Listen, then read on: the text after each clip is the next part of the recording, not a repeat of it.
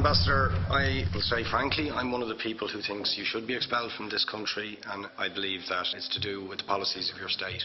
If I was Jewish and had never stepped foot in Israel, I could claim citizenship there tomorrow, but 6 million people whose origins are in what you now call Israel, who were forced out in 1947 or 48, do not have that right.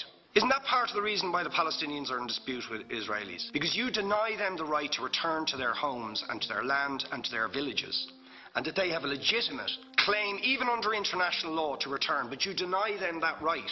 Why do you deny them that right? And why do you give that right to other people who have no connection whatsoever with the land, whether you call it Israel or whether you call it Palestine? Why do you continue to seize land, if you're serious about Oslo and the two-state solution, which under that agreement is land designated to be Palestinian land? 500,000 people, most of which has taken place since Oslo. You allow that to happen. Why do you allow it to happen?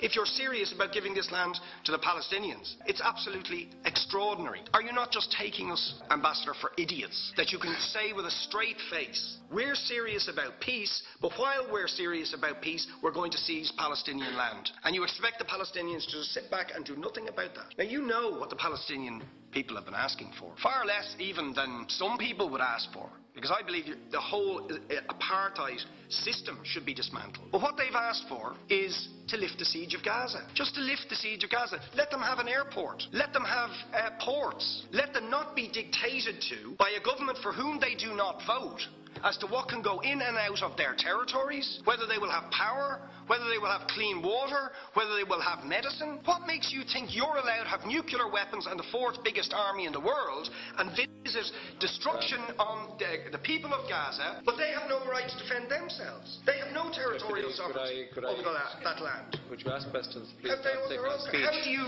justify that? Yeah. All right. How do you justify those double standards? Very lastly, Ambassador, people like Bishop Tutu, Nelson Mandela, and I would certainly describe your state as a apartheid state, with different laws for people depending on their race or religion. For example, at checkpoints going into the West Bank, there's a channel if you're Israeli or European, and there's a channel if you're Arab. Just because you're Arab. If you came into Dáil Éireann and they stopped you and said, "Are you Jewish?" "Oh no, sir, you can't come in through the same entrance as Irish people or European people because you're Jewish," you would call that racism and apartheid. You practice that with your checkpoints and your military barriers and your apartheid wall. How can you justify